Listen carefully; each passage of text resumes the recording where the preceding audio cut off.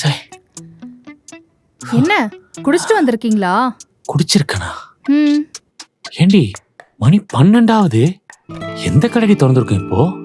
ஆமா, உங்க ஆட்சியில 24 ஹவர்ஸும் ஹாஸ்பிட்டல் திறந்திருக்குமோ இல்லையோ, எப்பவுமே டாஸ்மாக் கடை திறந்தானே வச்சிருப்பீங்க.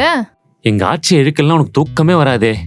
உனக்கு என்னப்பா, கூட 10 ரூபா கொடுத்து எக்ஸ்ட்ராவா ஒரு பாட்டில வாங்கிப்பீங்க. நான் போய் ஒரு கடையில 10 ரூபா செலவு பண்றேன்னா, ஏன் அவ்வளோ செலவு பண்ற, ஏன் இவ்வளோ செலவு பண்றேன்னு கத்தியே தீத்திடுவீங்க. 10 ரூபா தானடி. 5 வருஷத்துல 24,000 கோடி டாஸ்மாக் ஊழல் பண்ணிருக்கீங்க தெரியுமா? அப்ப உங்க ஆட்சியில என்ன பண்ணீங்க? நாங்க எங்க ஆட்சியில 2000க்கும் மேற்பட்ட டாஸ்மாக் கடைகளை மூடி இருக்கோம். நீங்க வந்தீங்க, எல்லாத்தையும் திறந்து வச்சிட்டீங்க. நீ இவ்வளவு பேசுவேன்னு தெரிஞ்சிருந்தா நான் நிஜமாலுமே குடிச்சிட்டு வந்திருப்பேன்டி.